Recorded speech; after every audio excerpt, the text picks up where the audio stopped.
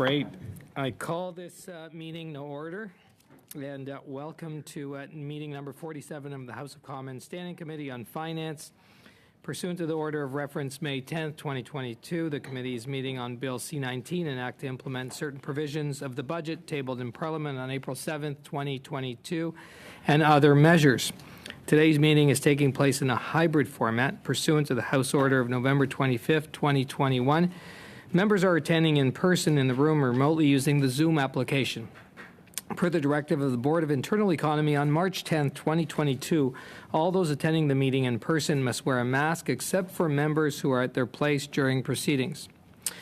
I would like to make a few comments for the benefits of the witnesses and members.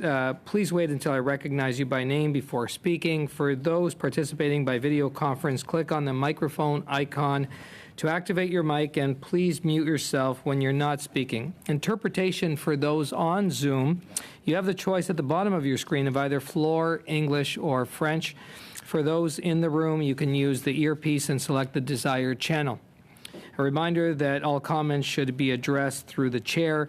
For members in the room, if you wish to speak, please raise your hand. For members on Zoom, please use the raised hand function. The clerk and I will manage speaking order as best we can, and we appreciate your patience and understanding in this regard. I request that members and witnesses mutually treat each other with respect and decorum, and I would now like to welcome today's witnesses. As an individual, we have Pierre Laliberté, Commissioner for Works. Welcome. From the Canadian Federation of Independent Business, we have Corinne Pullman, who's the Senior Vice President of National Affairs and Partnerships, and Jasmine Gaynette, Vice President of National Affairs. Welcome. From the Quebec Council of Employers, we have Carl Blackburn, President and Chief Executive Officer, and Norma Kozaya, Vice President of Research and Chief Economist. Welcome. We will now begin with Mr. Laliberté for his opening remarks for up to 5 minutes, please. The floor is yours. Well, merci. Thank you very much, everyone. Thank you, Mr. Chairperson. First things first, there are a number of measures in the Budget Implementation Act to do with employment insurance. And I'd be quite comfortable broaching any point in relation to employment insurance in the budget. Moreover, the reason I'm here today is to speak more specifically about Section 32 of the Budget Implementation Act, which deals with appeals bodies. Now, how should I put this? These provisions aren't the most spectacular of the Budget Implementation Act, nor those that might jump out at you, but they are very important provisions for employment insurance beneficiaries and those who appeal the Commission's decisions in that regard.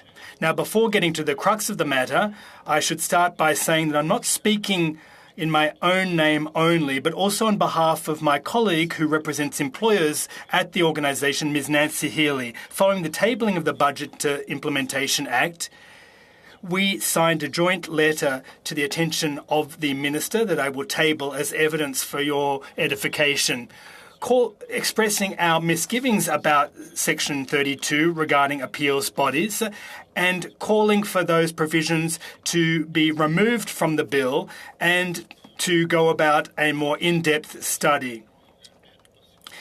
These appeals provisions, as I said earlier, aren't well known and risk going somewhat unnoticed.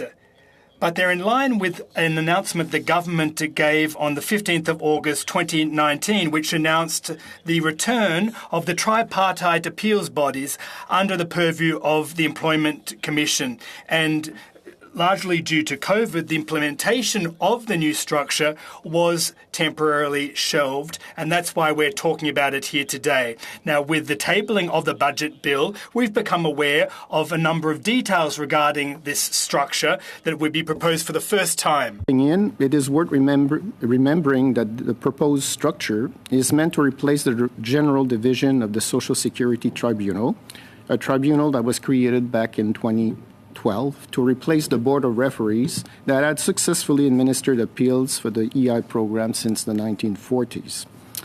It is also worth remembering that this reform was done, the 2012 reform, was done with no proper and prior assessment or consultations at the time. And it was, for the most part, it seemed to have been driven ultimately by cost consideration.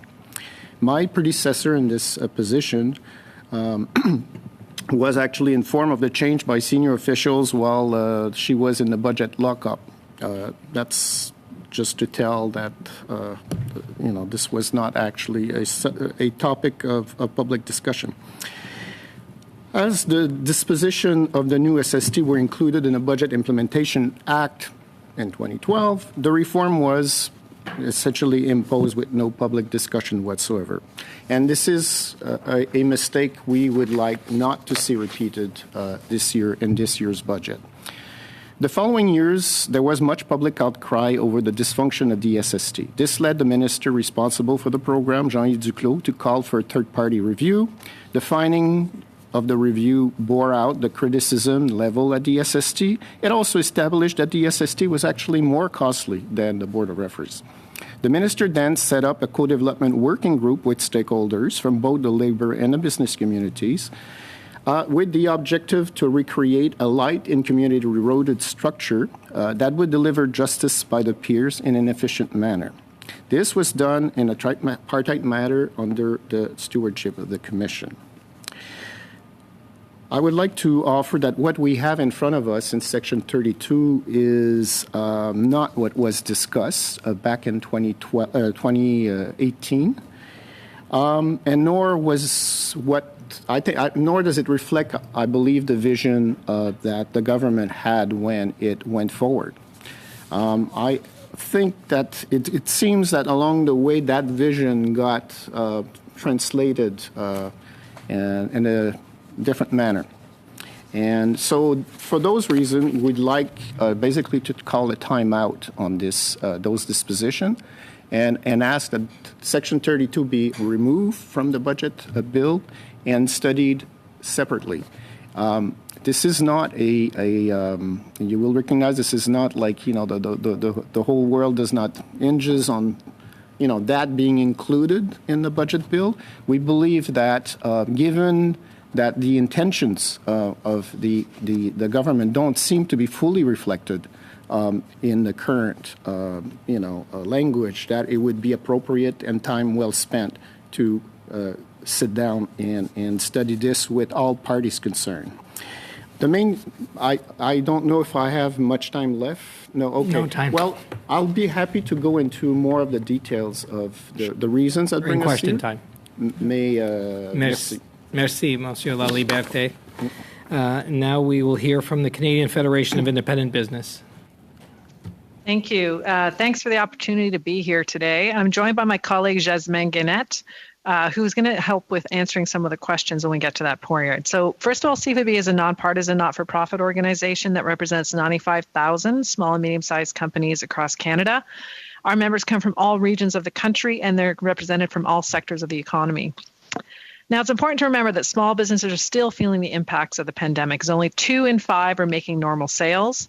Just over a third are reporting no pandemic-related debt, and less than 1 in 5 indicate they're not holding any pandemic-related stress. This means that 2/3 of small businesses are dealing with, on average, about $160,000 in pandemic-related debt, and more than 80% are still dealing with the mental health impacts of COVID. So while we're pleased that restrictions have lifted, COVID support programs have now ended, and small businesses are now facing a host of new challenges. Most notable are rising prices and inflation, supply chain challenges, increasing government costs, and labor shortages, all of which contribute to the rising costs of doing business. In fact, over 9 in 10 small businesses are telling us that their costs have increased substantially since the pandemic began and is now the number one issue facing Canada's small and medium-sized businesses. So as you might expect, our focus is going into this budget was to push for initiatives that might help small businesses deal with their costs or at least do no further harm. This is also the lens we brought to a reaction to Bill C-19, the Budget Implementation Act. We feel that there are some elements that certainly can help that are in the Act, but also a few things that we worry us and a number of things that we think are still missing. Starting with what we liked. We were pleased to see that immediate expensing is finally moving forward after being announced in Budget 2021. We've had many calls from small business owners hoping to leverage this incentive as it was supposed to come into effect as of April 21. However, without legislation, CRA could not process claims, delaying the use of this incentive at a time some businesses could really have used it. It's also going to unfortunately result in extra paperwork as those businesses that have claimed now have to refile to get the incentive passed back over to them. We were also pleased to see the labor mobility deduction as part of this bill, as labor shortages continue to cause major issues right across Canada. Having a deduction that allows sought-after tradespeople to deduct up to $4,000 in travel and/or relocation expenses will help make it easier for some of them to accept jobs in more remote areas that struggle to find skilled workers that they need. We're also pleased to see some provisions that actually would provide CRA the discretion to accept late applications for the Canada Emergency Wage Subsidy, Rent Subsidy, and Hiring Program. These have been essential for the survival of many small businesses, but can be very complex and challenging to apply for. So giving CRA some flexibility with applications will go a long way in making sure businesses that have legitimate claims are still able to access those funds. However, there are also several elements we feel were missing from Bill C-19 that could have helped to alleviate some of the challenges currently facing small businesses and their economic recovery. First, we noted that one of the most significant elements of Budget 2022 which was to raise the taxable capital limit to access the small business tax rate from 15 to 50 million, was not included in the bill. This provision is important as the taxable capital limit had not changed in more than 20 years, and it will allow more small business to access the small business tax rate. So it's disappointing that it's not part of this bill, but we hope to see it implemented very soon. Similarly, the Employee Ownership Trust is another announcement from the particular budget that was very well received by small business owners, but not included in this bill. Again, like to see something moving on that because it's an important extra new option for those looking to exit their business. We are also disappointed to see nothing to help hard-hit small businesses deal with their debt. As mentioned, there are substantial amounts of debt, averaging about $160,000 among about 2/3 of small businesses. And we had hoped the government would respond by potentially doing something like increasing the forgivable portion of the CEBA loan or potentially extending the deadline to pay it off another year. Also disappointed to see that federal payroll taxes like CPP and EI are scheduled to go up again in 2023. For CPP again, EI for the first time in 3 years. Just to note, these types of taxes are actually particularly challenging as they are profit insensitive and difficult for smaller businesses to absorb. As a result, when these taxes are increased, it tends to eat into the training costs, the wages they can pay, and their ability to grow their business. Finding some ways to offset these costs, or at least partially, maybe through an EI tax credit, for example, that allows them to keep some of these costs in the business would be welcome in the future. There are also a number of other tax changes that were narrower in scope, but would nonetheless have an impact on many different small businesses in the sectors affected by them. This includes introduction of a luxury tax, the ongoing escalator of the beer tax, the elimination of the excise tax exemption for Canadian wine, and the introduction of an excise tax on vaping products.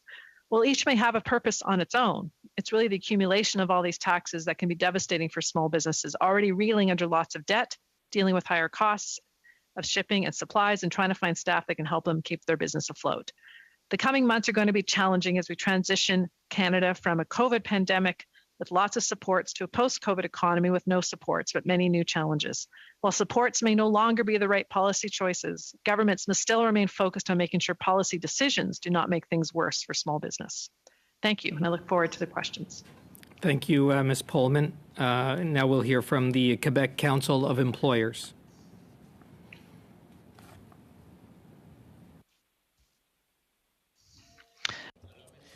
Well, thank you very much, ladies and gentlemen of the committee. My name is Carl Blackburn, President and Chief Executive Officer of the Conseil du Patronat du Québec. With me today is Norma Kozaya, Vice President of Research and Chief Economist at the Quebec Council of Employers. Our organisation, created in 1969, is a confederation of nearly 100 sector-based associations and several corporate members that represent the interests of over 70,000 employers of all sizes and across all regions of Quebec, from the private and parapublic sectors. Generally speaking, the Conseil du Patronat du Québec welcomed the tabling of the federal budget, which provides for investments in productivity and the green transition. The CPQ particularly appreciates tax incentives for the manufacture of zero-emission technologies and business investment in clean energy equipment. The green transition and the greening of our economy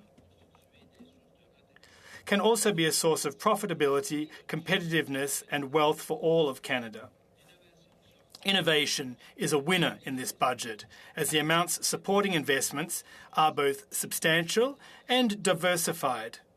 Notably, the creation of the Innovation and Investment Agency and the Canada Growth Fund, details of which are to come in the fall. In this regard, I'd like to point out that the tax on luxury goods presented in the budget sends a contradictory signal to the measures I just listed and could have a negative impact on the Canadian aerospace sector while benefiting foreign manufacturers. I'd like to highlight two elements in particular. First, the cash-on-delivery mechanism, followed by a rebate on export of an aircraft, will have a significant impact on the working capital of Canadian aerospace companies. Second, the proposed 90% threshold required to achieve the business use exemption is far too high compared to what exists in other regulations. On a more positive note, the proposed shift to the green economy provides a significant boost to business. The amounts provided include a wide range of structuring measures, including those to support decarbonisation projects. There are also measures related to training and investments to accelerate immigration processes. Before concluding, I'll touch on a few issues that we believe deserve special attention. First, some projects deserve a boost from the federal government, such as incentives for experienced and seasoned workers in the context of the labour shortage and the extension of assistance programs in certain sectors of activity in difficulty. Finally, the federal government will have to start thinking quickly about controlling deficits and the burden of public debt with the extension and/or implementation of fairly robust social programs. So I am now pleased, Mr. Chairperson, to be able to answer your questions, as well as my colleague, of course, from members of your committee. Thank you very much for your attention.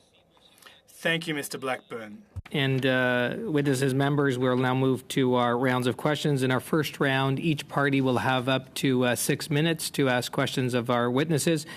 We'll commence with the Conservative Party, and I have MP Albus up for 6 minutes.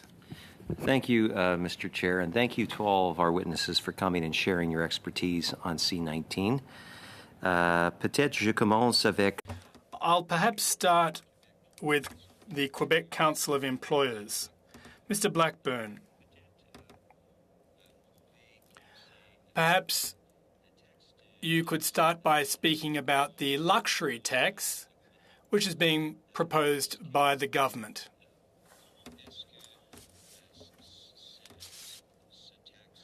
How will that luxury tax affect your industry,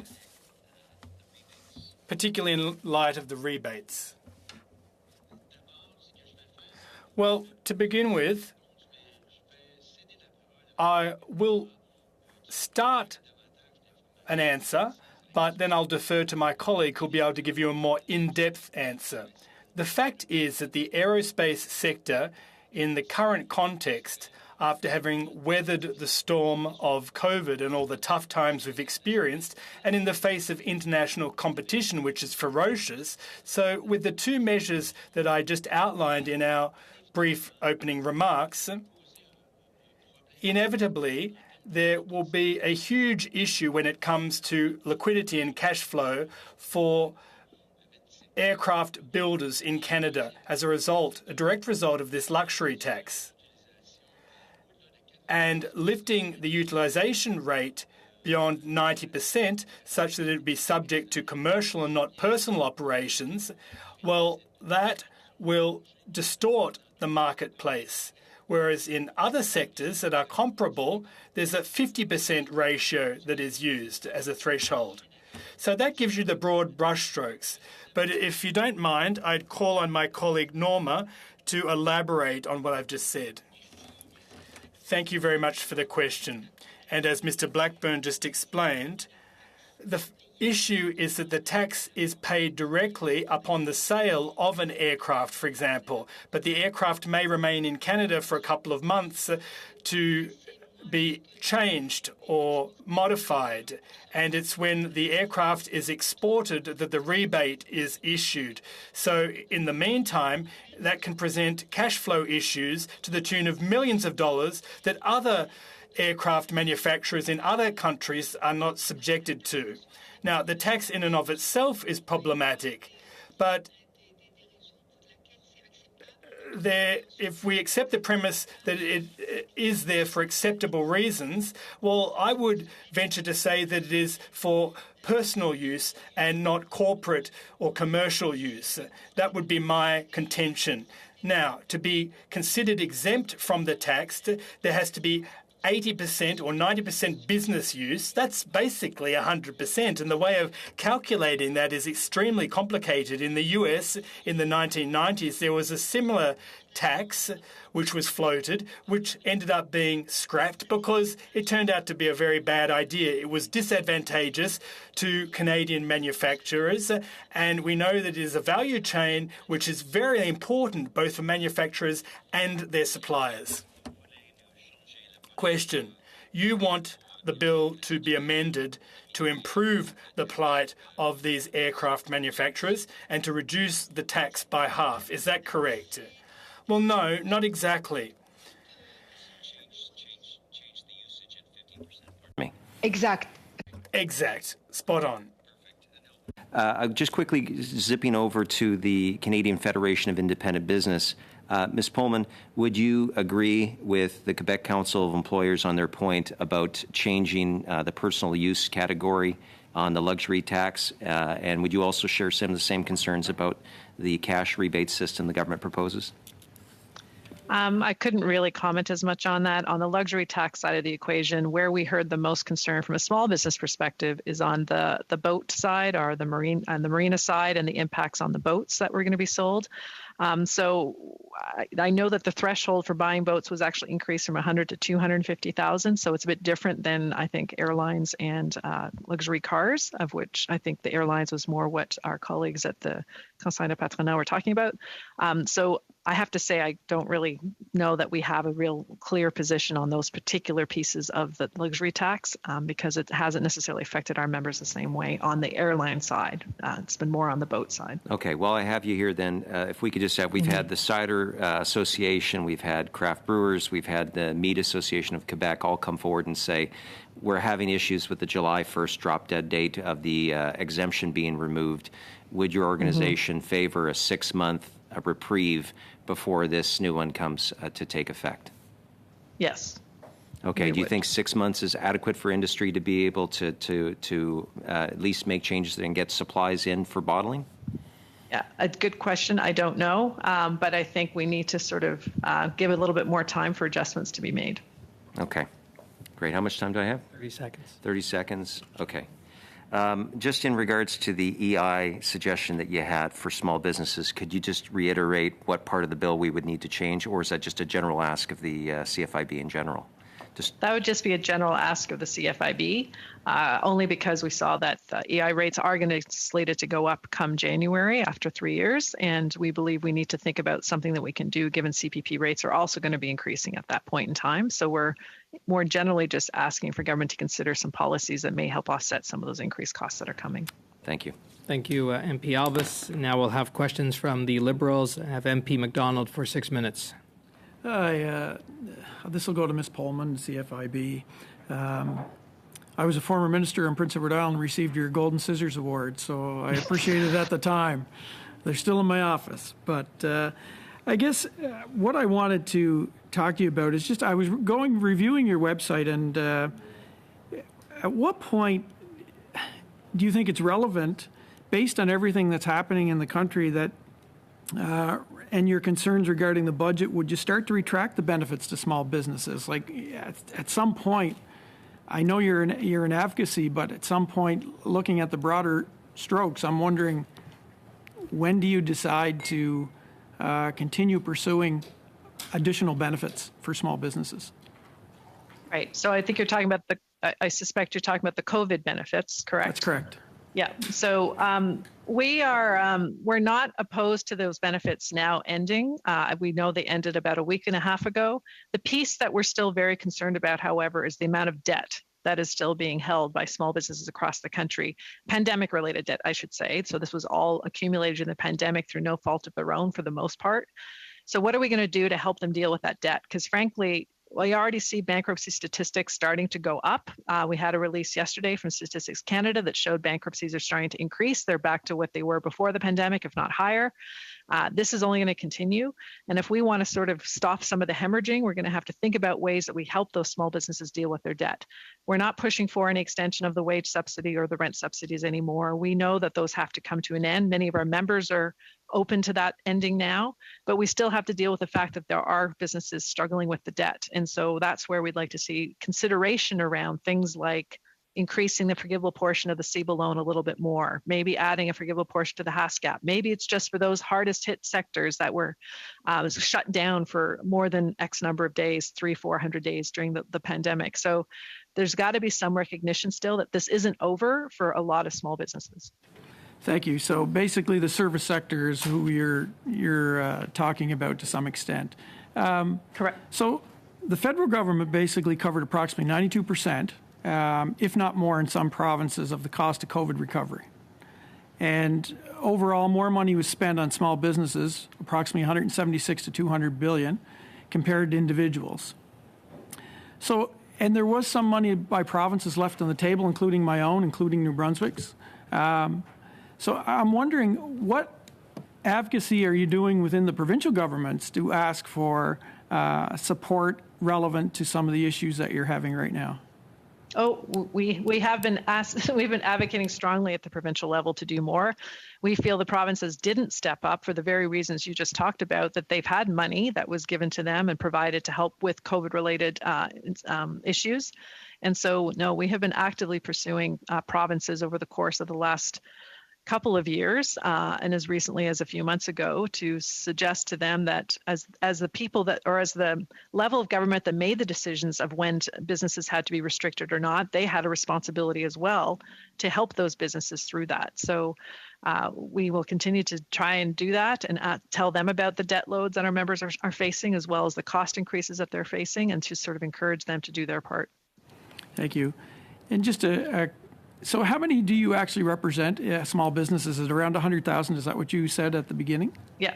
We were at 110,000 pre-pandemic. We did go down to 95,000 during the pandemic. And hoping to rebuild. Yeah. I know insolvencies year-end 2020 were actually decreased from 2019, which was ironic, obviously. But so I'm just saying, you're saying now that they're going back up to pre-pandemic levels where they were in 2019? And apparently even higher. So I think we're just starting the beginning of that cliff we talked about, right? Now that the supports are gone and debt is high, I suspect we're going to start seeing more and more closures over the course of the next few 90 months. seconds. And just something else on your website, you had concerns with the deficit and debt relevant to the government. Correct. And I guess I find it's interesting that we're talking about providing more supports, but you're talking about concerns about the debt. Can you kind of just give me an overview of your thoughts on that? Sure.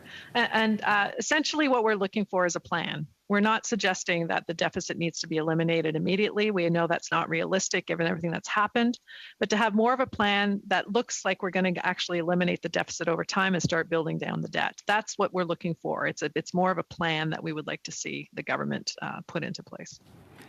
And I guess what I was referring to is, asking for more money, but concerned with the debt. I guess that's where I'm kind of, have your cake and eat it too type of thing. And I'm not trying to be facetious, but I think when you read your website, it kind of stands out at you. Right, but where does the money come from? It comes from the economy. And in order for the economy to continue to thrive, you have to sort of make certain investments to make sure people can continue to build up the economy to where it needs to be. And small businesses are an absolutely integral part of our overall economy in Canada, representing 50% of GDP. And we need to make sure we're not going to save all of them. We get that. But it's no fault of their own for many of them that they're in the position that they're in. Thank you. Thank you, MP MacDonald. And now we'll hear from the Bloc québécois, and that is MP Sainte-Marie. Oui, merci, Monsieur le Président. Donc, salutations. Thank you very much, Mr. Chairperson, and greetings to all the witnesses, and thank you for your attendance and for your presentations. I'll start with the Quebec Council of Employers. Mr. Blackburn, I agree 100% with everything you said in your opening remarks. For us, there is a major misgiving in relation to the bill, and that is the luxury tax.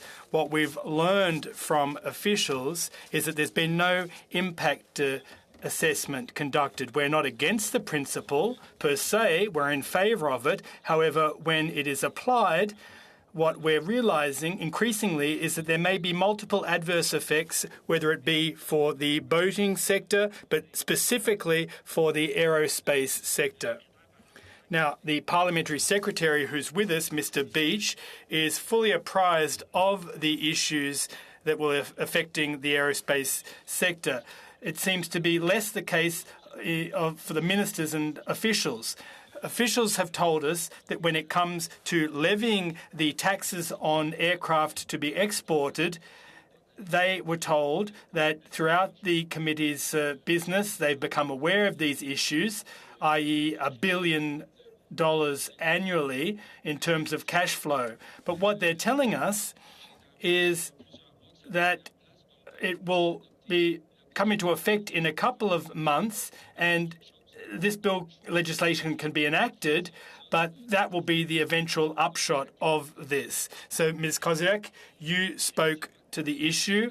You spoke to my colleague Alain Terrien about it recently, and that 90% threshold, well, officials have told us that it will depend on the CRA's interpretation of this. And everything seems to be rather opaque, and the policymakers don't seem to be sending the signal to officials that they need to address those two issues in the current legislation. Response. Well, if I could just take a stab at that, and I'll call on Norma to elaborate further, but it is very worrisome when you say that officials will adapt once things are set in stone after the fact. So in short, we're going to hit you, and when you're hurting, well, then we'll be empathetic and we'll be listening to you, but there'll be no changes made because the law is now set in stone. That's not a good approach, in my opinion.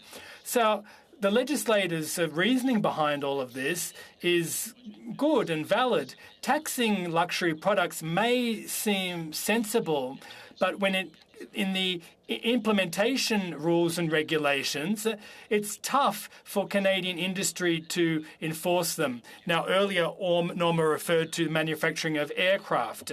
Let's say that a manufacturer just manufactures their aircraft and then outsources the interior of the aircraft for luxury wood and luxury leather from Quebec and other products from other important economic sectors of Canada, and that it takes months before the project is brought to completion. The manufacturer of the aircraft will have already paid the tax, even though the aircraft hasn't yet been delivered. And that begs the issue of cash flow. And waiting for adjustments to be brought to bear once the damage is done underestimates the ramifications of this luxury tax. And the same concerns are valid when it comes to the utilisation rate. Let me give you an example. Let's say, 50% is already the threshold used in other sectors, so why not apply the same threshold as other sectors, and in doing so, not advantageously affect the aerospace sector, which has been hard hit. And if I may, Mr. Chairperson, I heard from my colleague from the Canadian Federation of Independent Business respond to the previous Member of Parliament about extending a number of measures, about having a debt reduction plan and about additional measures, calling on additional measures for certain sectors. That seems like an unusual way of going about things, a very circuitous way. Well, our approach, the approach that we favour, is the following. The hardest hit sectors, such as the aeronautics sector, tourism, restaurants, accommodation, hotels, should be able to count on government support until the end of 2022 so that they can get over this next economic hump, because those sectors are directly tied to fluctuations in economic cycles. So it may seem fine and dandy for the summer, but what about at the end of the year? They need to be able to count on programs that'll help them get through that cycle and get to the other end of the tunnel. And the way things have been laid out don't make sense. Of course, there's concerns to do with the debt that's being ratcheted up by the federal government. You know, back when the government was posting a lot of debt, well, it seems that nobody cares anymore about this unbridled debt. But at some point or another, someone will have to pay for it. And I agree with the Canadian Federation of Independent Business to the extent that we can generate growth and prosperity and collective wealth if we have a strong economy. So why not support that economy so it's even stronger and focus on a certain number of sectors that need the support now so that we can optimize economic growth. And in doing so, everyone will end up winning out. Now we'll hear from the NDP, MP Blakey, for 6 minutes. Thank you very much.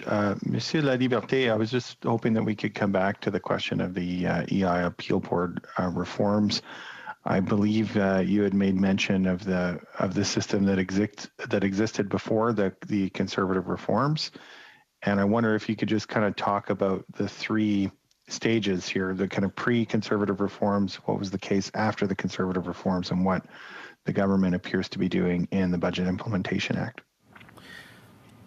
Okay, well, this is a long history, but in short, well, we had from the 1940s to 2012 a system that was referred to as board of referees. You know, basically we had in most communities in Canada, basically referees that were selected from the business, the labor, and also not named by the government to basically oversee the appeal process locally.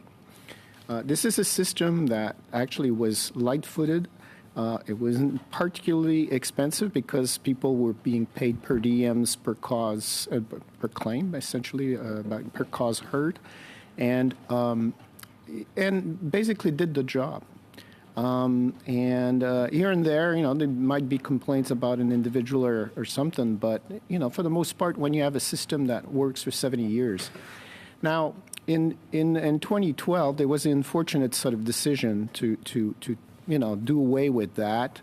And, you know, I don't want to remove the responsibility from you know, whoever was there, but I do think that there is a sort of mentality in the bureaucracy, if I may say, that, you know, we can, processes can be sort of like centralized and made more efficient. And I think that there was a great deal of that at work at the time, that somehow we could have cost savings by just, you know, pulling, you know, the OAS and CPP and the EI, you know, appeal process together. So I mean, as it turns out, it was not that, that good of an idea. I mean, and a few years later, we had to revisit this because there were problems with it. And I think that there was a lot of, rose-colored, sort of thinking when it was all put together. Now, the SST, at the time was, that this reform was being discussed with constituents out there, right? Business and labor groups, was not delivering. It was, wholly inefficient, and costly, as I said. Now, the government actually did the right thing. Basically, got a third party to look at it. Bore out, as I said, what we were hearing from the ground, and then proceeded to have a working group to redesign something that was pretty darn close to what the Board of Referees were like. For some reason, and as I said, this was announced, with some fanfare back in August of 2019, and for some reason, that vision got, I guess, translated differently along the way. So now what we have is not a structure that reports to the Commission. It reports to the President of the Commission, and that's a big difference. That means it reports to the Deputy Minister of ESGC. Nothing wrong with the person, but that's not the same thing. That's not what people were aiming at. And one of the problems we've had with the SST as a commission is the reporting. When the SST started getting dysfunctional, it was impossible for us at the commission to get the proper accountability because they were independent. So now what we're doing is exactly doing the same thing. We're recreating an independent structure, and that doesn't report to the Commission. So to us, this does not reflect the stakeholders and the discussions we've had with the government. Then there is this notion that somehow we're going to have full-time members that will be transferred from the Social Security Tribunal, and tagged on with some part-time members on per diems, to do. It's not going to work. It's not going to work. It's going to, just create a acrimonious culture where you're going to have people who are full-time with full benefits, full everything, and then, the part-timers will feel constantly at disadvantage. Not a good way to start a new slate. And one thing that is absent and is absolutely crucial in all of this, and this was really what we heard the most over the years, is the local presence. Having, members at the regional level, the local level, that can hear cases in person, and so that it's not just a theoretical possibility to be heard in person, but it's actual. So on this, the bill is absolutely silent, and it's key. So that means that essentially we're going to create a structure with a new, management structure that will have quite a bit of latitude as to how this thing will be set up in the end. And we think that's a mistake. There should be a requirement in there that there is regional representation from all, reasonable, of course, from all communities across the country, so that people can be heard, by peers from the local community across the country. I'll stop here. Thank you, Monsieur Laliberte and MP Blakey. That's the time. Members, we are moving now into our second round, and we'll commence with the Conservatives. And MP Stewart, you have the floor for 5 minutes. Thank you, Mr. Chair.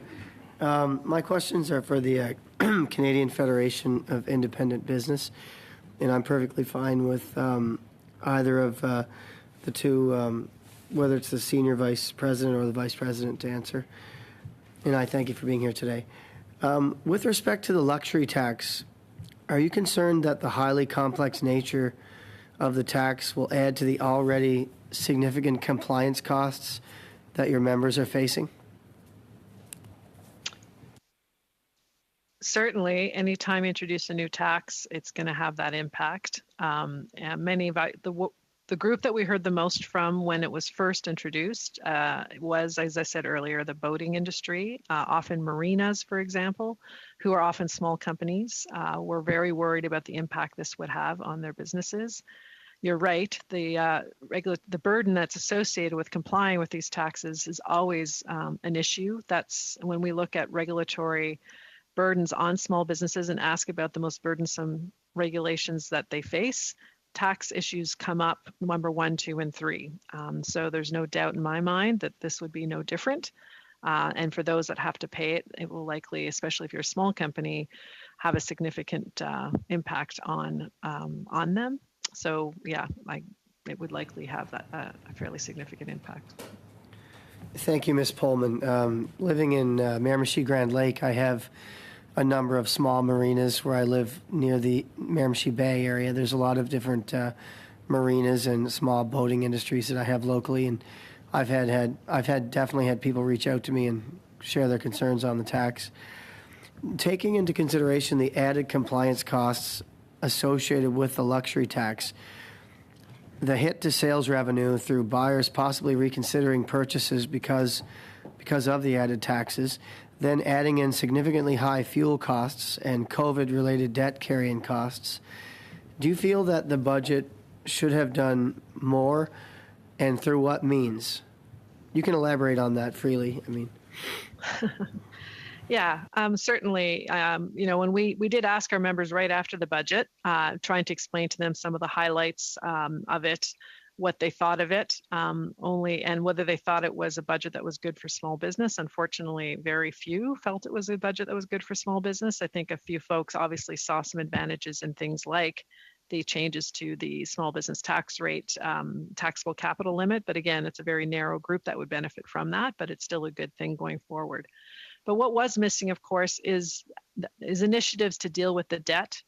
What was missing, of course, was how to at least not increase the costs of doing business. Unfortunately, with increases coming in CPP and in employment insurance and in carbon taxes for the foreseeable future, that is definitely not going to help. Those are things that, we'd like to see some kind of recognition of the costs that these types of taxes have on smaller companies, and the payroll taxes in particular can be really difficult to absorb. So that would definitely be another area that we would like to have seen a bit more recognition on how to help smaller companies through that. And given the shortage of labor, that's just another added mix of challenges that they're facing. Certainly, labor mobility deduction was a very good initiative. Also, the temporary foreign worker program changes that happened just prior to the budget was also a very good initiative that was going to help many businesses. So there were pieces that were quite helpful, but overall, the broader picture, I think that there was still more that we thought could be done. And we recognize that there's a lot has been done for smaller companies, but unfortunately, as I said earlier, only 40% are back to normal revenues. And there's a lot of them still struggling to get back on their feet. So just a little bit more recognition of maybe not doing any more harm and helping them get back that one more step back to I appreciate recovery. that, Ms. Pullman. I do find the government recently has been talking about having everyone's back, and now they're deeply concerned with affordability, but we're not seeing it in any measures they're putting forth. I do appreciate your answers here today. Thank you. Thank you, MP Stewart. We're moving to the Liberals for 5 minutes. MP Châtel. Merci, Monsieur le Président. Thank you, Mr. Chairperson, and thank you to all the witnesses in attendance here today. I'm going to start by asking a question of Mr. Blackburn and Ms. Kozaya from the Quebec Council of Employers. First, your reaction, please. The pandemic wasn't easy for anyone. We've had to spend a lot of money, but I'm reassured by the debt to GDP ratio, the net debt in Canada, obviously. We have the best ratio of all G7 countries here in Canada. And we compare well when it comes to other OECD countries. So your reaction, please. This budget is intended to be fiscally prudent At the same time, we're investing in the green transition and in innovation, as you emphasised. Are we on the right track? Response. Earlier, I was impolite and I didn't defer to my colleague and give her any of my time. But suffice to say, there's been very favourable and positive responses to the budget. And on that note, I'll hand the floor over to Norma, who'll be able to elaborate. Well, thank you very much for the question. Indeed, the net GDP ratio is favourable for Canada. Crude debt, however, has further deteriorated. And that's what we pay interest on. Interest rates are on the rise. So we need a long-term vision. The government has invested to support the economy throughout the pandemic, and the last budget put forward a slew of measures for the green transition, which we commend and which are necessary because we have to marry together climate change and business competitivity and competitiveness, rather. They go hand in hand. And there are other social programs that over time will end up being very costly. So we need a long-term perspective when it comes to programs that will end up being very costly, especially where interest rates are going up. We're also concerned that at some point we'll have to increase the tax burden, and we don't have much wiggle room left, in our opinion, when it comes to the tax burden, particularly corporate income tax, especially when we see what's going on in other countries. So we need to continue to focus on the long term, reining in the debt. That's all part of sound fiscal management for all orders of government, whilst acknowledging the need to invest to stimulate the economy when the need is felt, and especially in view of the green transition. We have an ageing demographics that are a challenge in Canada and particularly in Quebec that will require further action. All of that needs to be factored in, borne in mind. But indeed, Canada does score well in a number of areas and faces challenges in others. Thank you. The economists that I work with at the OECD have always told me that when it comes to Canada, you have to calculate based on net debt because our pension funds are capitalised, where it's not the case in Europe, and it's crude debt. So in Canada, that calculation needs to be made, and I respect the economists that gave me that advice. Now, on that matter, we are doing well, but one mustn't rest on one's laurels because we have our work cut out for us still. Now, as far as the greening of the economy is concerned, ensuring an innovative economy at the OECD, my colleagues, and even at the United Nations, this is being coined the decade of action, and short of investing in those sectors will no longer be relevant in the economy of tomorrow. Mr. Blackburn, your thoughts on that matter?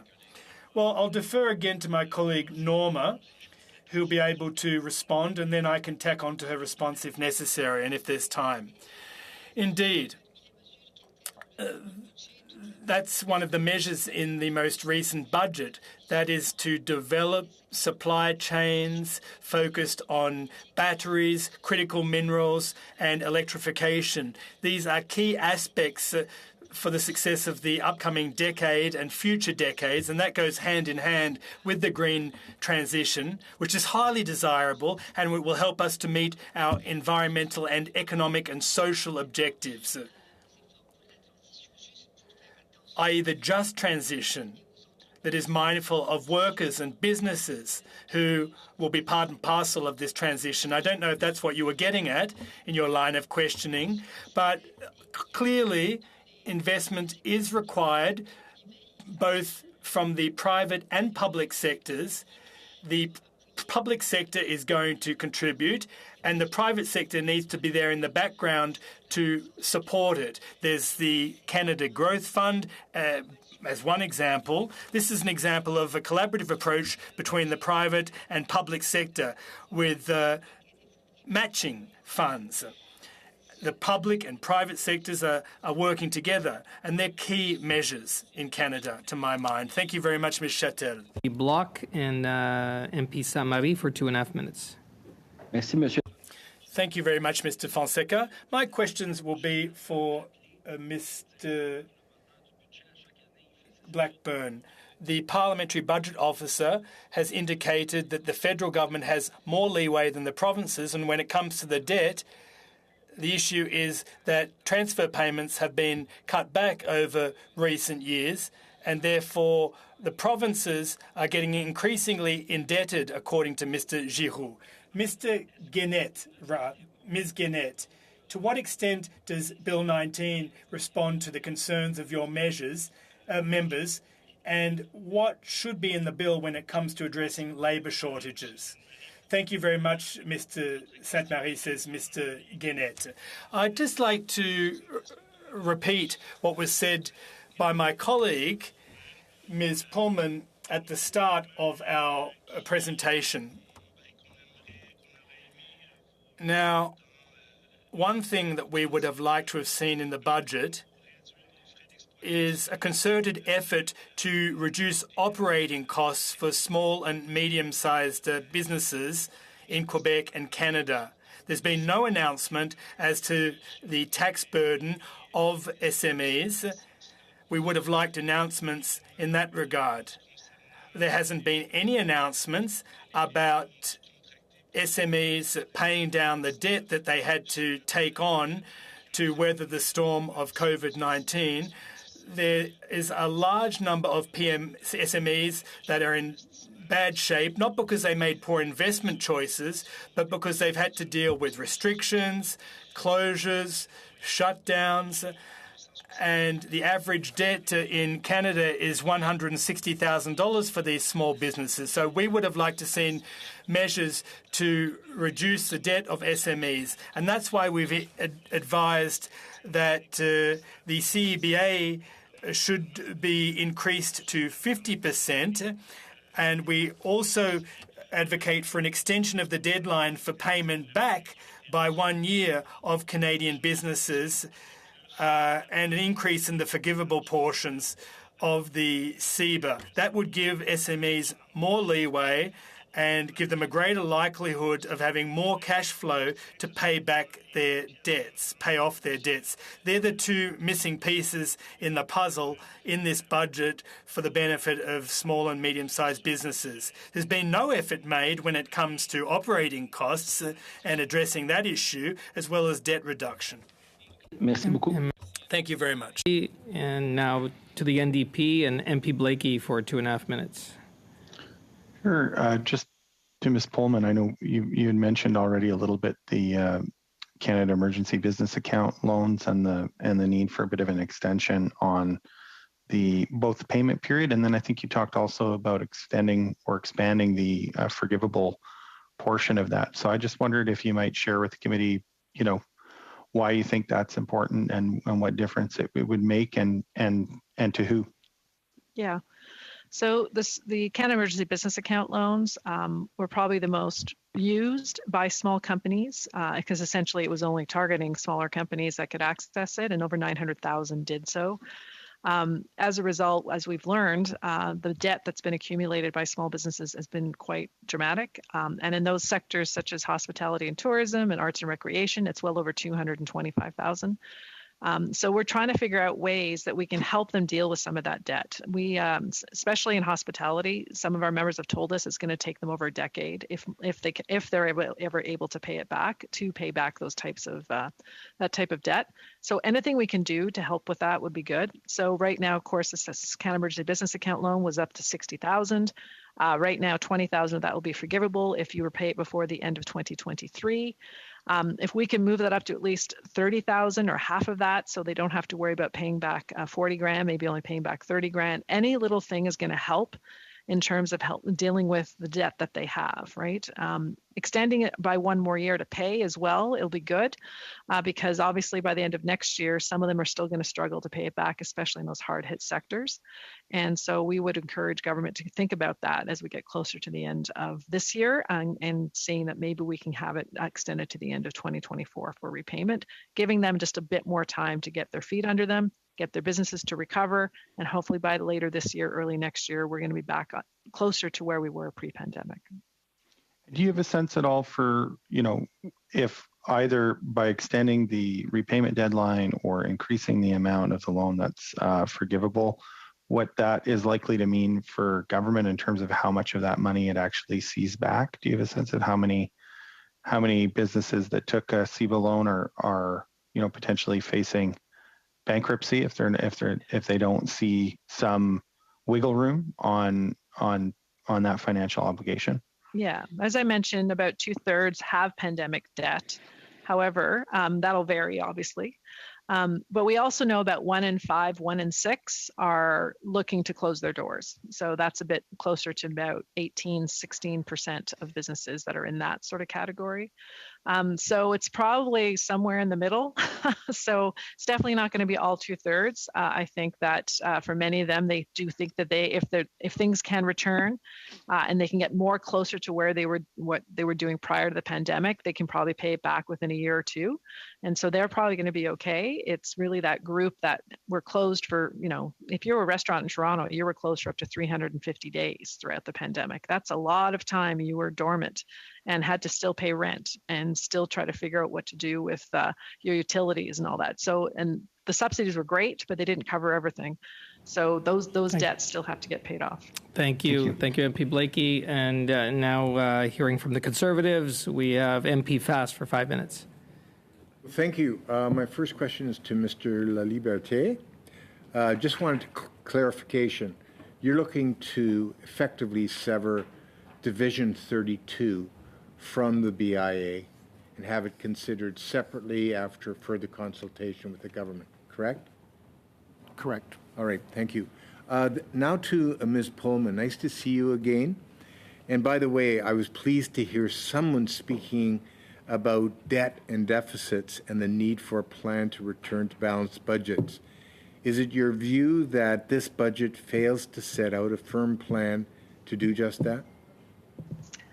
I'm actually going to turn it over to my colleague, Jasmine. Would you like to answer that question, Jasmine? Sure. Thank you for your question. And indeed, we would like to see the federal government setting a clear timeline and a clear plan on what they are planning to do regarding returning to a balanced budget. Everyone understands the investment that was necessary to be made during the pandemic to support small businesses. But having said that, throughout the pandemic, we surveyed regularly our members, and the top concern that they had related to the pandemic was on the economic impact of the pandemic. And many of our members have said that one way to mitigate the impact of the pandemic was for the federal government to lay out a plan on how they are looking ahead and try to get back to a balanced budget in the near future. As my colleague Corinne mentioned earlier, the timeline is on the longer side, I guess. It's not going to happen next year, but thank you. So I'm hearing a no there. No, this budget does not contain a firm date on which our finances will return to balance. I want to go to Ms. Pullman again. I want to ask you about the new tax on planes, trains, and automobiles. Did the government ever reach out to your organization to ask you about the impact that this new tax would have on the affected industries? Not directly. We did provide input into the consultations, though, that took place on the luxury tax over the course of the last couple of years. Has your organization done any impact assessment on what this will actually mean for the boat manufacturing industry, the manufacturers that build planes? Any idea what the impact will be on those? We don't have that assessment, no. Did the government do any assessment like that you know of? Not that I know of, but I defer to our colleagues at the Conseil de Patronat to see if they may know more than I do, because we don't represent the aerospace sector, so I couldn't speak to that group. You mentioned that the Budget Implementation Act doesn't in fact do what was promised in the budget, which is to raise the taxable capital limit. Does this mean the higher limit won't be available in 2022 to those businesses that might have qualified? It's a question I have. I'm assuming no, because CRA does not tend to, administer those taxes that are not yet passed in legislation. So I'm assuming that it will not at this point. I suppose that if there's another act coming, that if it's in there before the end of the year, it will probably still apply to the 2022 tax year, but we're certainly encouraging them to do that. How many small businesses would benefit from this promised tax change? It wouldn't be like a massive amount, but there's definitely a significant proportion. I can't give you an exact number, but good examples are farm implement dealers, sometimes car dealerships that are smaller in scale, but they have lots of inventory that's worth a lot of money, but they themselves and their revenues only make $300,000-400,000 a year. So there is a significant proportion that we hear from every year. The ag sector is another one that this tends to have a crucial impact on. So I can tell you that there are certain sectors out there and businesses that are waiting for this, then, because it will be a significant help for them. Thank you. Thank you, and thank you, MP Fast. And now moving to the Liberals, we've got MP Baker for 5 minutes. Merci, Monsieur le Président. Thank you very much, Mr. Chairperson. I'll start my line of questioning with the Quebec Council of Employers.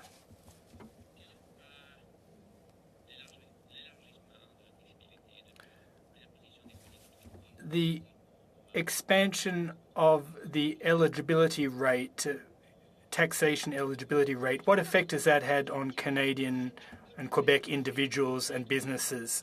Response. Well, clearly, this tax cut for businesses is welcome, and it'll help them to grow.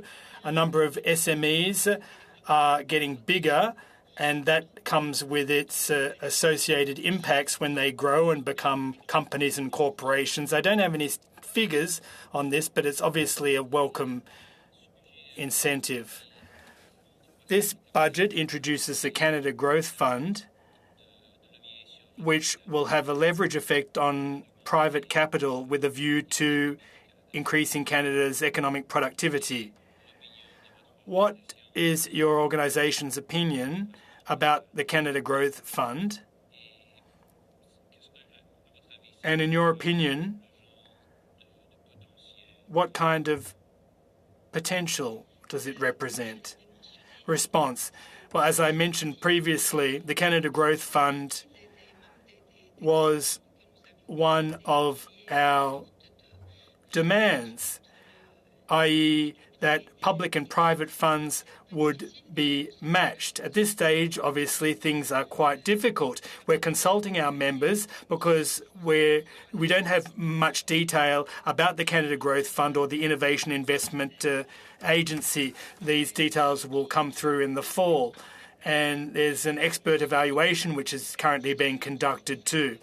But clearly, there'll be a need for flexibility when it comes to all businesses, when it comes to a green transition and having all companies contributing to reducing their carbon footprint. Well, to that extent, they should be supported by that fund, in my opinion. And we'll see how that works alongside other measures from the Finance Department. But it's an interesting addition, a positive addition, and we should look abroad to see what might be concretely the most effective measures. But clearly, it's a welcome additional tool.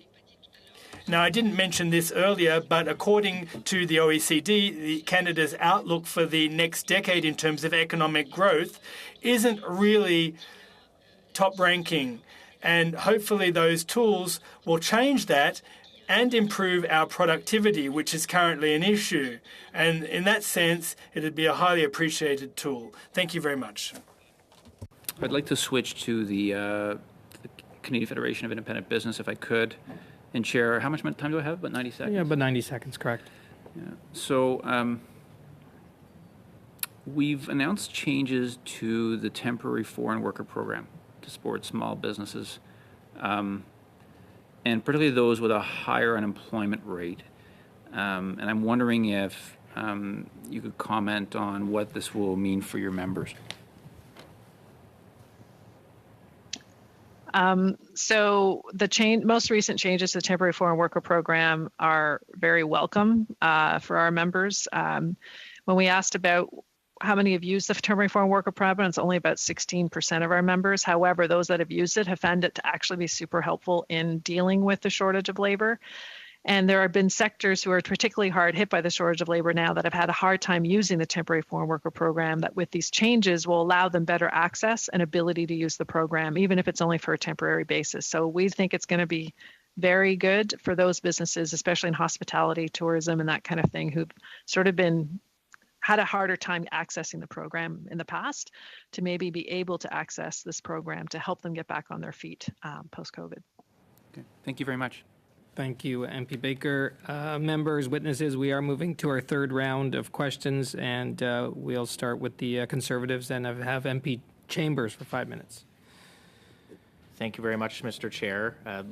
Thank you to our witnesses for appearing here today. Obviously, short notice. We appreciate your flexibility with your schedules. It's always great to have the input of our stakeholders. I just want to pick up a little bit with the Canadian Federation of Independent Business. We hear a lot about from the government with respect to carbon tax about rebates, and that families are kind of compensated for expenses related to the carbon tax, but they're not the only ones that pay, for goods where the carbon tax is kind of applied, whether that's on fuel itself, which is obviously very direct, but then indirectly through other goods. And the Bank of Canada has indicated it's responsible for at least 0.5 percentage point of inflation, and that's before the most recent increase. But businesses don't have a rebate on carbon tax. Can you just talk about how maybe your members experience some of those costs? Sure. Jasmine, did you want to take this question?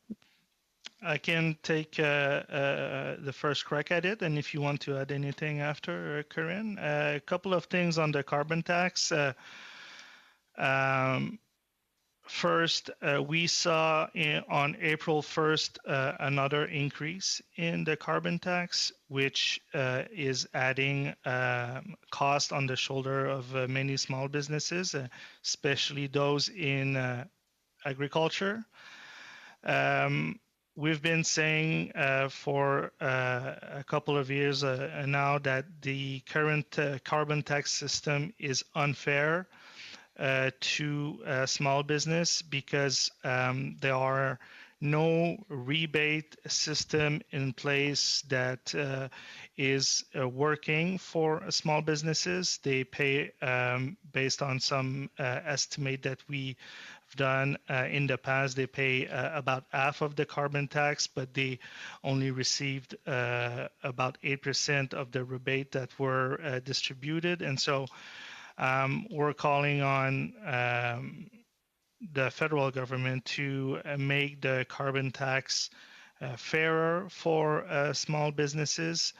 And we're also worried that many businesses who were impacted by the pandemic and others will struggle to pay the additional costs that the carbon tax will represent, even more so in the next couple of years when the tax will reach more than $100 and even up to potentially $170 a ton in 7 or 8 years. And so this is really a fairness issue, and hopefully there will be a program implemented that will allow businesses to get more of their money back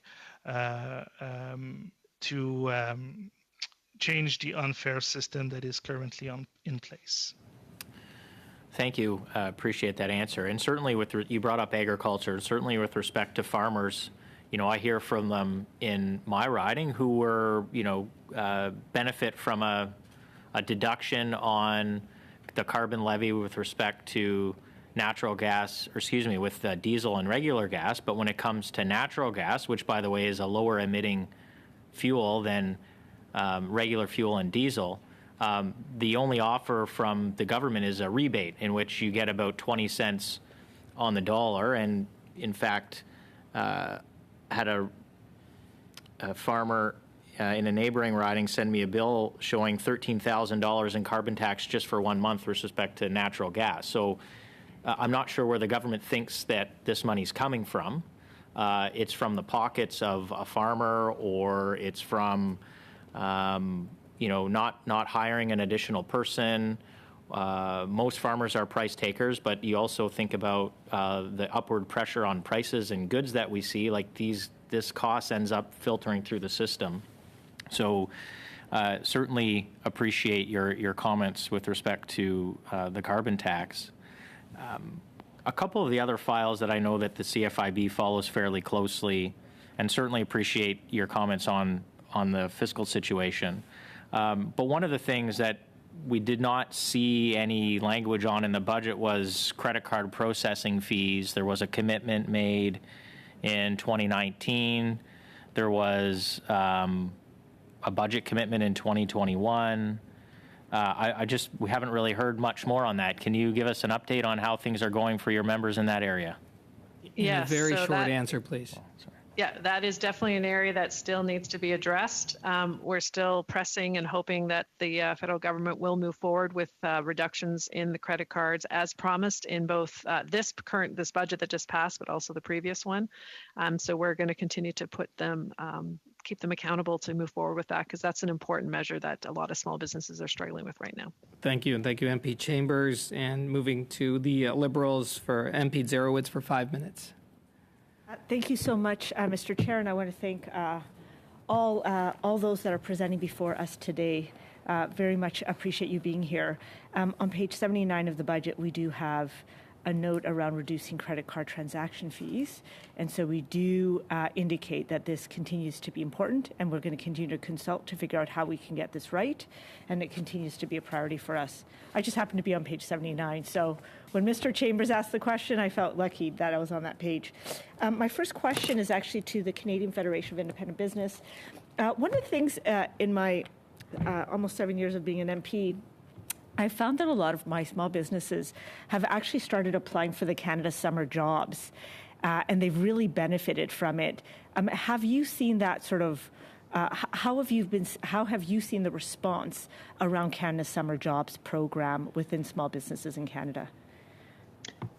Yes, it's definitely a program that is well used by small companies. It's something we actually make an effort every January to try to remind them to apply, because it always feels like the application period is quite early and short, and so many people get upset when they miss it. But it was a welcome addition when that was expanded as well throughout COVID, because again, it's also a bit of a wage subsidy, and it allows young people to get that work experience, and it allows those employers to get somebody on board that they can hopefully groom and make into a full-time employee in the future. So it is a program that we like and supported, and the changes that were made to expand it at least were welcome, and to up I think the subsidy was also increased in terms of the wages for the students. Mm-hmm. So. No, thanks for that. And I mean, there's not a lot of positive things that have come out of the COVID pandemic, but I will tell you that expansion has actually educated a lot of small businesses around the program, and it actually has helped more of them to adopt it. And in turn, for my riding, it's actually made a lot more students apply more locally. So that's actually been a big win-win for small businesses as well as for the Canada Summer Jobs program. You've already answered the question around a temporary foreign worker program. What else can we do? Like, there's been a big attempt by our current government to try to address the labor shortages, whether it's making some adjustments around immigration, bringing a historic amount of new immigrants. We also set up a job portal for those Ukrainians that are coming in. We've made changes to the temporary foreign worker program. We've increased the Canada Summer Jobs program. Now that the borders are open, you have a lot of youth coming from other countries and filling some of those temporary jobs. Those are all really great. What more do you think we need to do?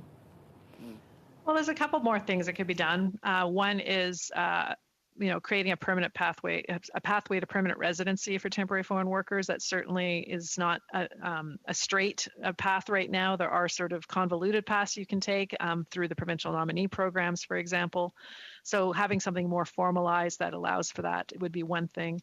Another is in some shortage of labor research that we've done, automation is becoming a more successful approach that businesses have taken to deal with the shortage of labor. And so finding ways to either provide incentives to allow them to invest more in automation to help bridge some of the gaps or in some of those areas that may be more difficult to fill.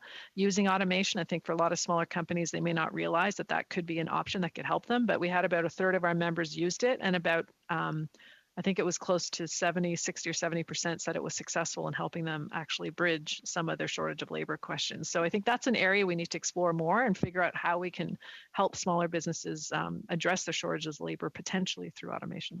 Okay, so that's very helpful. And I was going to actually ask you about the Canada Digital Adoption Program. Not quite the same as what you're talking about in terms of automation, but it's in that same sort of vein where you actually are trying to help to transition a lot of our small businesses into having the skills and the technology and the capability to be able to succeed in the 21st century. How is that program going? I think it's a bit too early to tell right now. I think I'm a little worried that it's a bit convoluted in terms of the application process and getting advisors and all that kind of thing. But we just actually had a call earlier today with some of the folks that oversee that to find out what the take-up is, and I think that's still something that's coming. I think the idea of it is really good, but it's just whether in execution it's going to be something that small businesses adopt or not.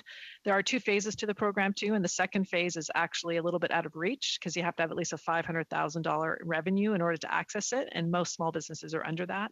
So that's another area that could maybe be improved for the program, is to maybe lower that, because that's the one that actually gets you into the loans to get more automation into your business. So there's little things like that could maybe be tweaked that may potentially make it more attractive to smaller companies. That's very helpful. Thank you so much. Thank you, MP Zerowitz. And now from the block, MP Sainte-Marie for 2.5 minutes.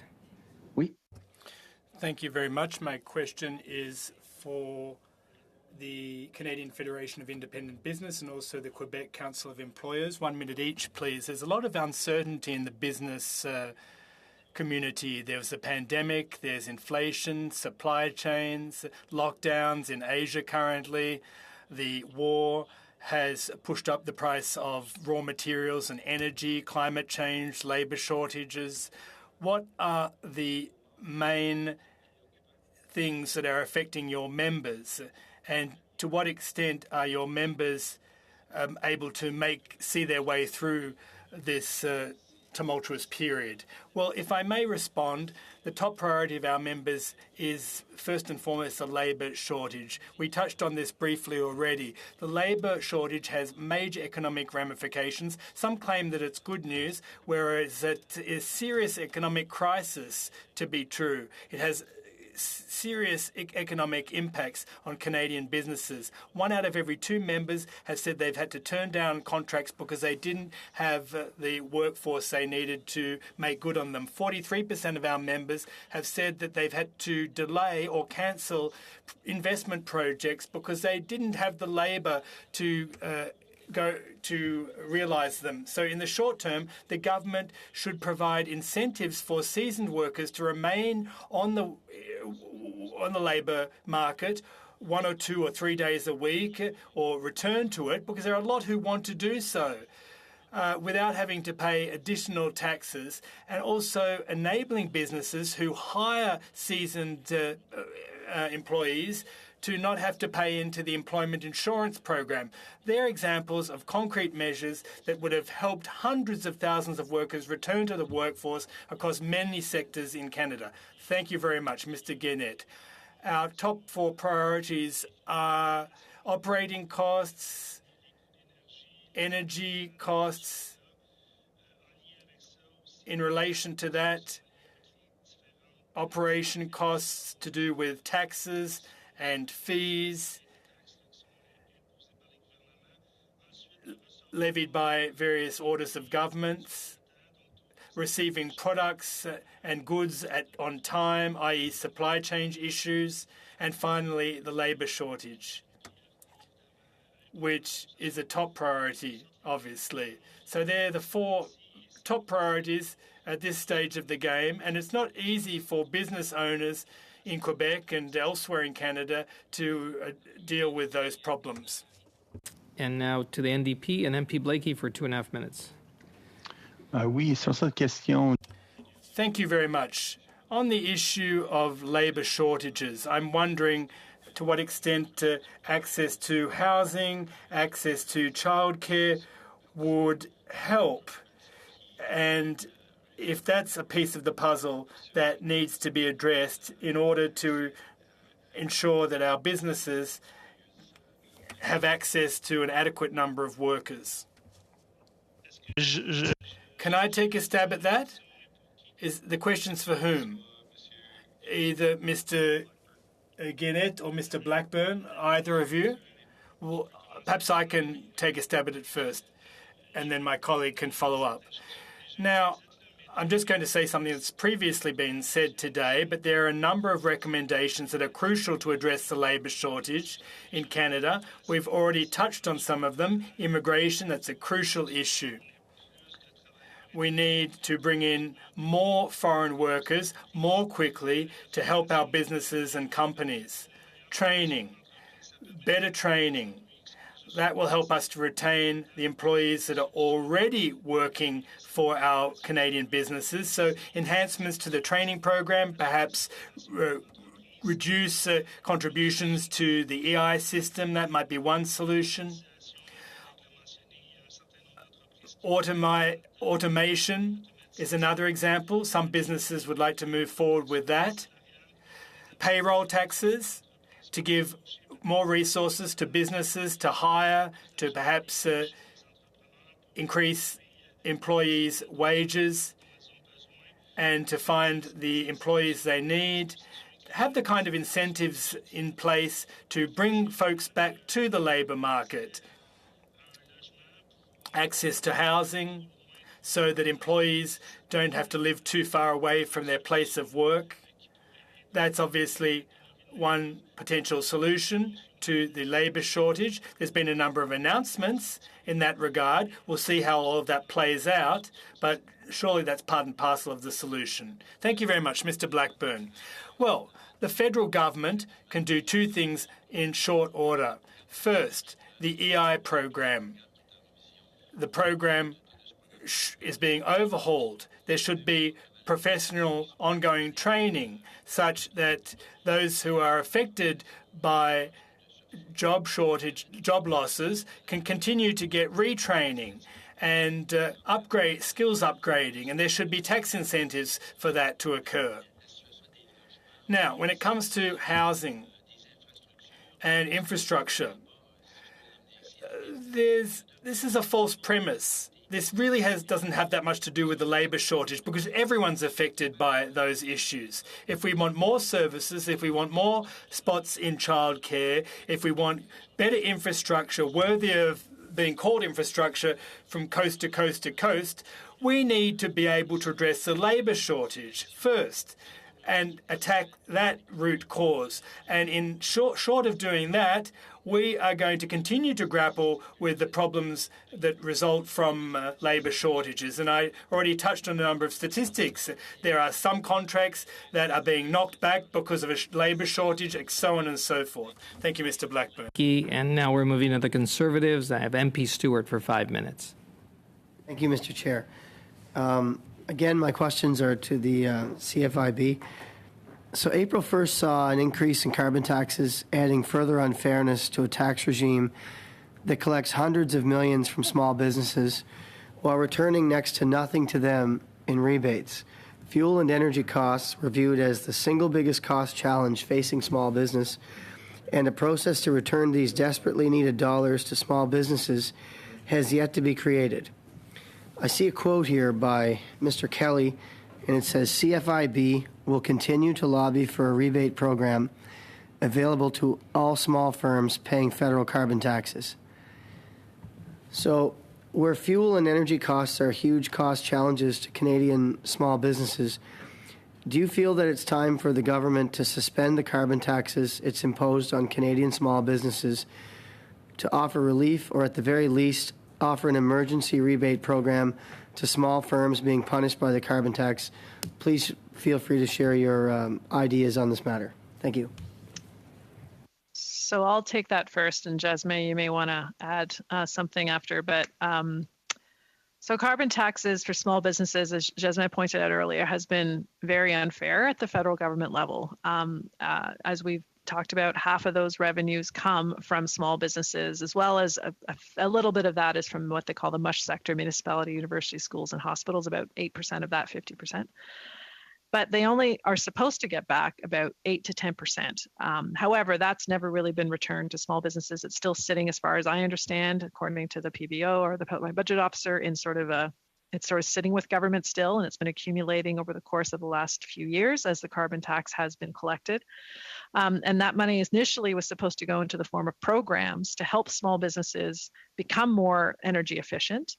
However, only one program was ever introduced, and that was prior to the pandemic, and the threshold to actually access the program required you to invest $80,000 to get any money back. Most small businesses don't have $80,000 to invest in energy efficient equipment. So we had hoped that we had been told that they were going to create a second program that would have a much lower threshold that allows smaller businesses to access. That never happened. COVID hit. And since then, there's been nothing available to small companies. So first and foremost, what needs to be done with the carbon tax, the federal carbon tax, is it needs to be made more fair for smaller companies. If they're investing 50% into the carbon tax, they need to get back at least that same amount. Most of that money, as we know, is going to consumers in the form of a rebate.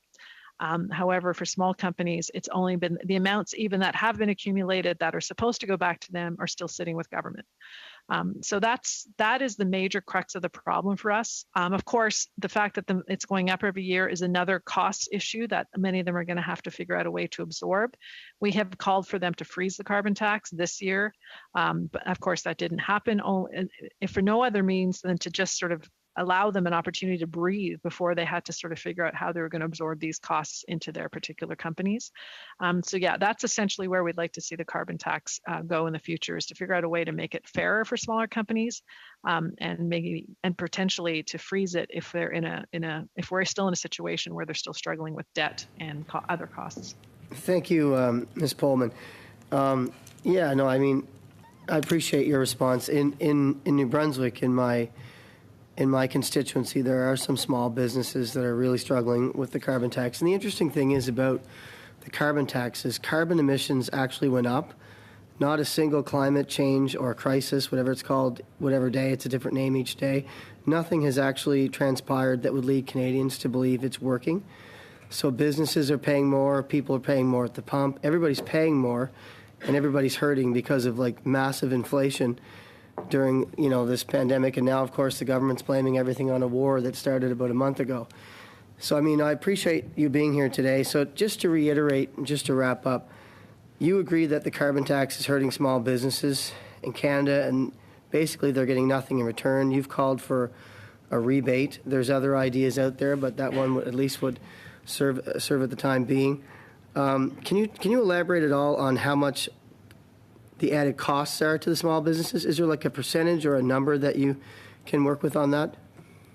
Well, obviously, it's hard to say, only because it would depend on the sector you're in. Certain sectors, of course, are much more energy intensive, and therefore the impact are much greater. And maybe, Jasmine, you could speak a bit to the agriculture side and some of the things that are the impacts that are having there. That's probably more where we have some anecdotal information. Jasmine, do you want to share?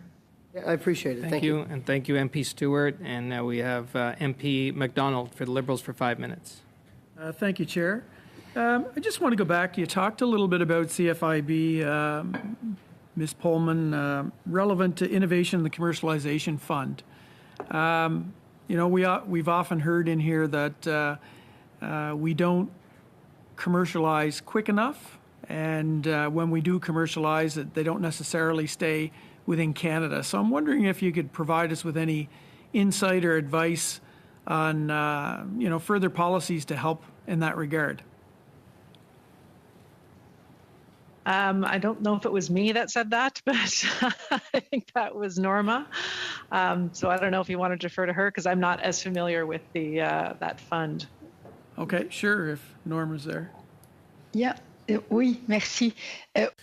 Yes, indeed, it was me that spoke to that issue, which is indeed a very important one. It's an issue. We don't commercialize our innovation in Canada, so we don't benefit from all the spin-offs from that innovation. And the Innovation Investment Agency will play a crucial role in that respect. By supporting innovators and pioneers, trailblazers with tax incentives and by giving them training opportunities and the opportunity to keep their intellectual property.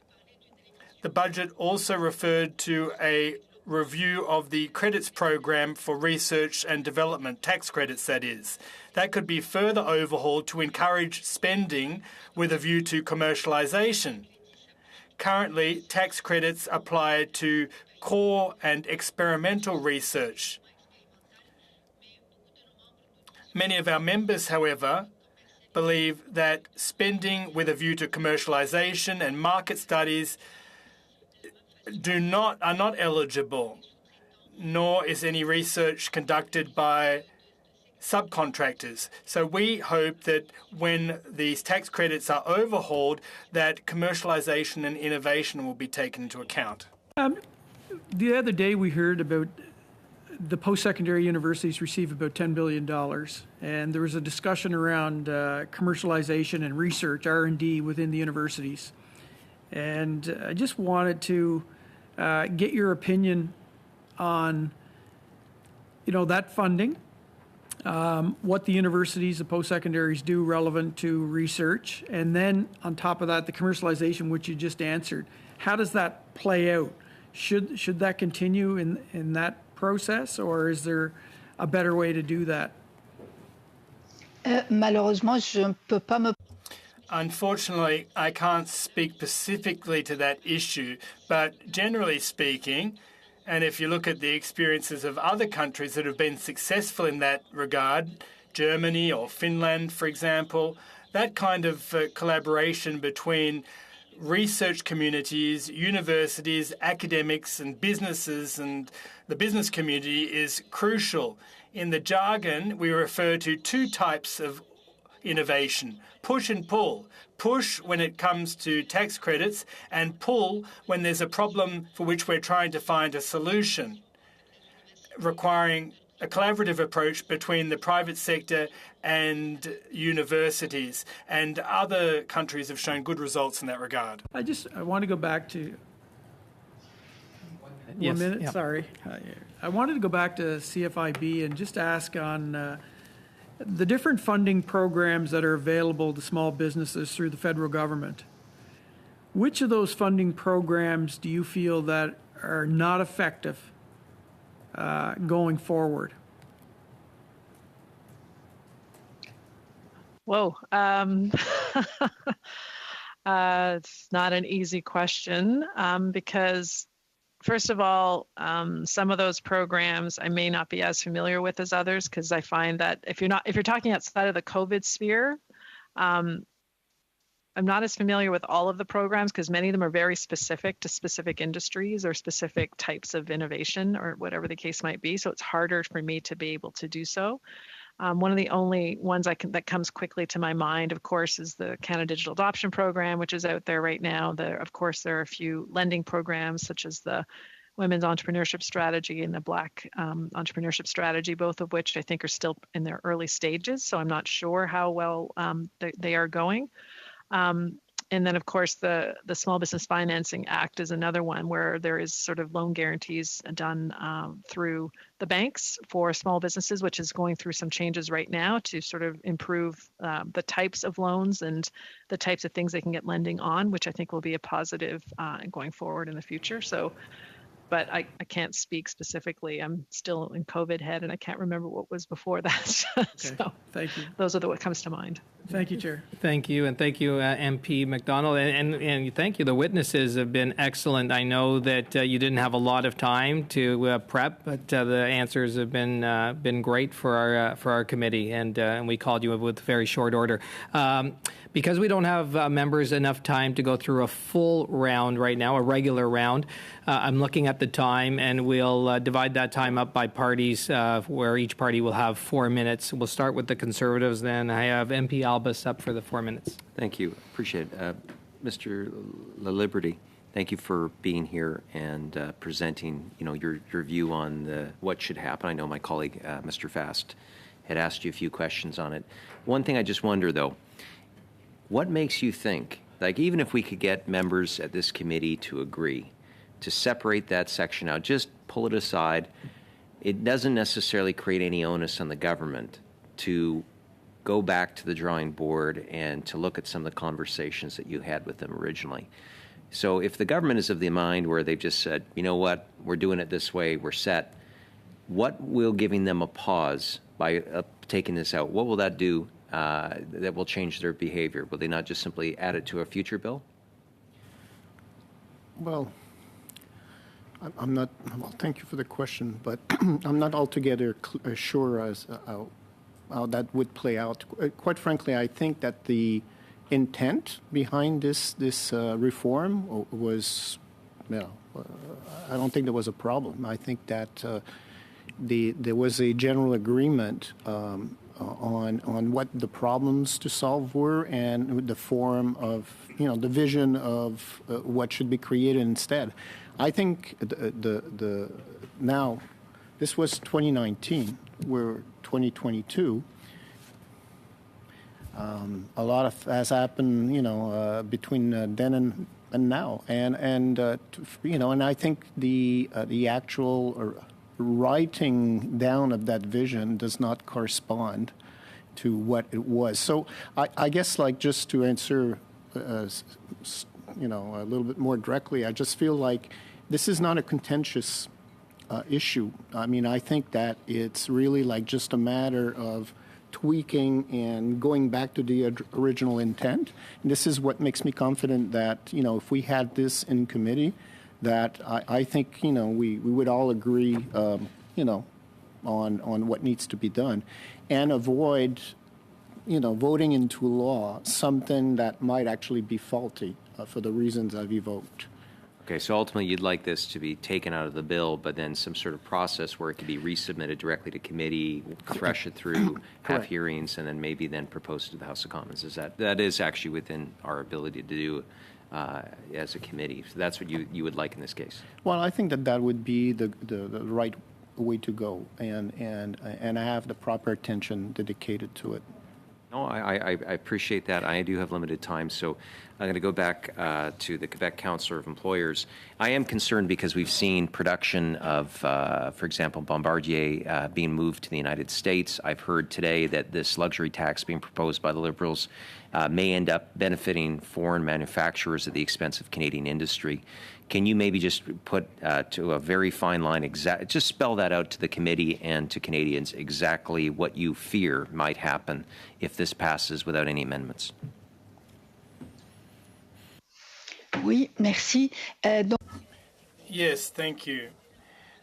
It will be disadvantageous for the sector, not just Bombardier, but the entire value chain and the entire ecosystem around the manufacturers and suppliers. When there is a new tax, that increases costs and therefore reduces demand. That's generally speaking. In addition to that, well, if we accept the premise that there is this tax for individuals and not for commercial uses, we need to ensure that there is no cash flow issue, because as we mentioned earlier, for a number of months, sometimes tens of millions of dollars are no longer available to businesses and corporations, and they're no longer on an equal playing field with their competitors. And the definition of commercial use should be less restrictive and also be modelled on the US, for example. We perhaps need to emulate the US and learn from that experience that they had. If I could just ask, if you can supply what that particular model is in writing to the committee, a more favorable model in comparison to what's being suggested here, I'd appreciate it. Thank you. Okay, merci. Thank you. With pleasure. And now to Liberals, MP Chatel for 4 minutes, please.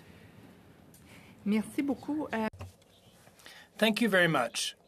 I have one question. How much time do I have, Mr. Chairperson? Is that correct? 4 minutes. Oh, 4 minutes. Yes, 4 minutes. Good.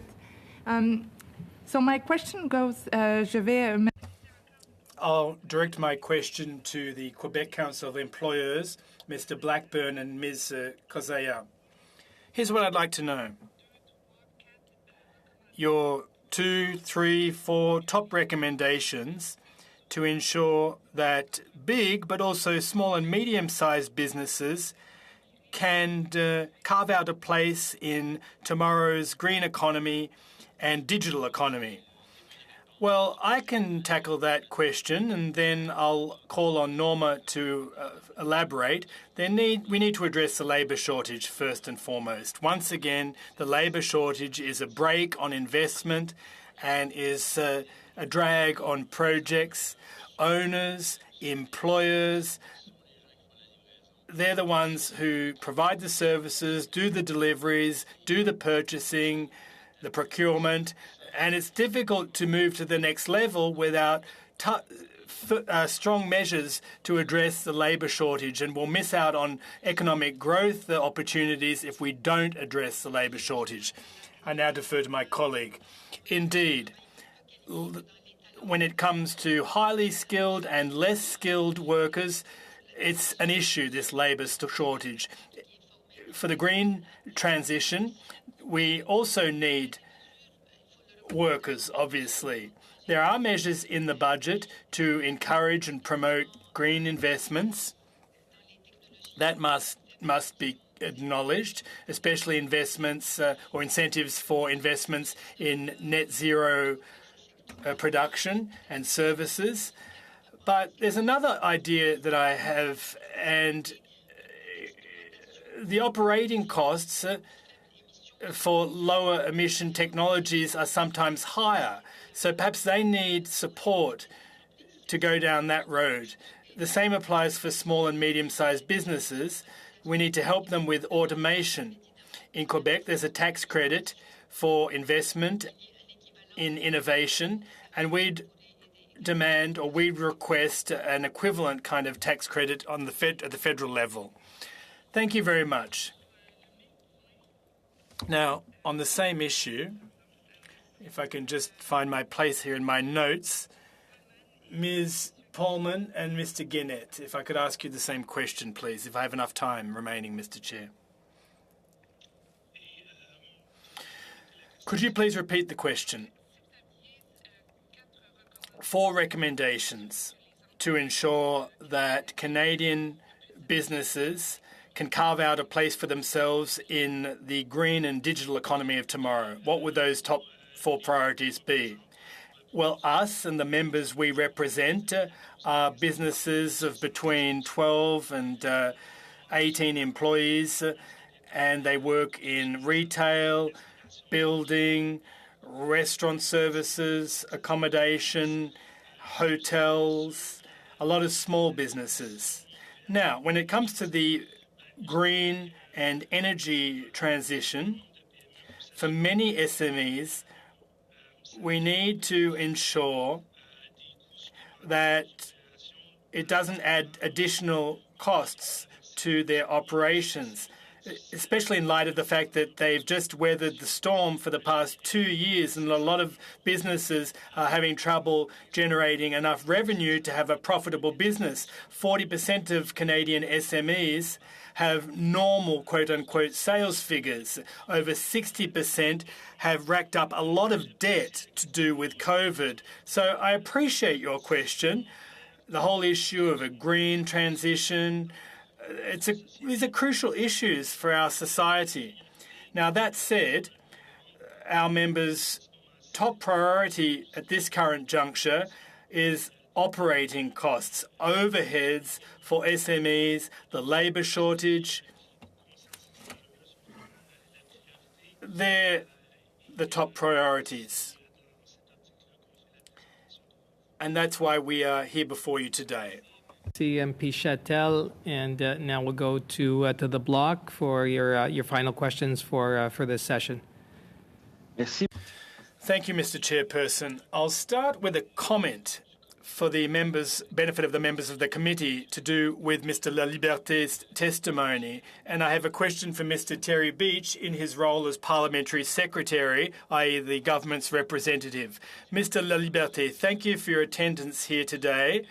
We've taken on board your very clear arguments and points, and I agree wholeheartedly with you. We need to sever Section 32 from this bill so it can be subject to greater scrutiny. And were the government to agree, and that's my question for Terry, that would be ideal. If the government were to say no, we would call on the Humour Committee to deal with this issue. There should be an adequate consultative process, and there can be amendments presented.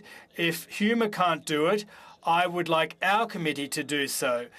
But in any event, my question for Terry, as the government's representative here, can he tell us right now whether the government would be open to deleting Section 32 from Bill C-19 and sever it, and if not, can he please consult with his government colleagues and come back to us with a more fulsome response? We have not heard from Yuma as of yet. Okay, I don't know if MP Beach and I'm through happy the chair. to make. Thank you, Mr. Chair. I'm happy to make comment. The first being that this isn't question time for the parliamentary secretary, but I appreciate Gabriel asking. The committee is an independent body able to make their own decisions for study. Something like this, since you're giving a heads up, would probably need more time for consideration than the 8 minutes that are left in this meeting. But and also it's probably something appropriate to come up during clause by clause. And maybe I'll leave it at that and let Gabriel continue his questions. Okay. Merci. Well, thank you for your answer. I just want to make sure that Terry can and does come back to us with the government's position, i.e. would the government be prepared to delete Section 32 from Bill C-19 and create a new bill when and if possible. Thank you, Mr. Chairperson. Is that all your questions, MP Samari? Okay, so we will now move to the NDP, and this will be the final questioner, and it's MP Blakey for 4+ minutes. I wanted to come back to Monsieur Laliberté on the question of the EI appeal board. I know you had spoken a little bit about the tension that can develop between having, full-time staff and part-time staff that are hearing appeals. But I wondered if you wanted to share with the committee some thoughts about how the folks who are on those appeal boards are selected and what's contemplated in the legislation and what you think ought to be the case. Well, there's no mechanism that's specified in the legislation, and the intent was that the selection would be managed through our, the respective offices of the Commissioner for Employers and Commissioner for Workers, and this done through in a process where people could individually apply, where they would need to get sponsorship from either employer organization, labor organization, community organizations that would vet to their skills at in the world of appeals, so to speak, and in good standing with their community.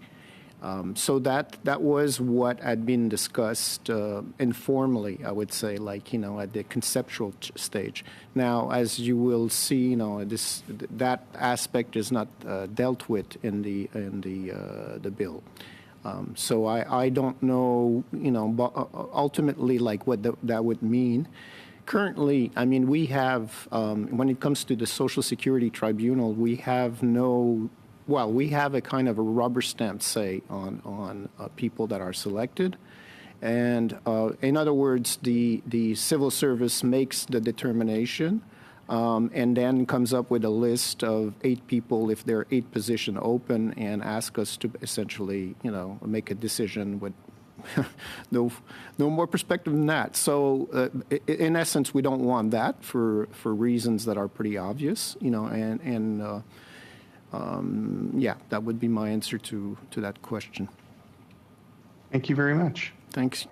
And thank you, Mr. Chair. Blakey and also MP Saint-Marie, before we started our last round, I did say 4 minutes. You both used about 2.5 minutes each. I don't know if you had any other questions or if you didn't hear me at the start of the round. Bien, pour ma part. As far as I'm concerned, I'd like to ask the witnesses if they have any closing comments to make. To any of the witnesses. Sure. Well, asking that kind of question of a former...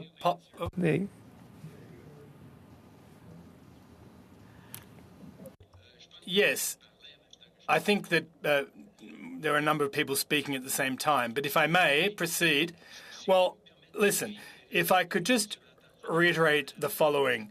You've heard from both of our organisations here today.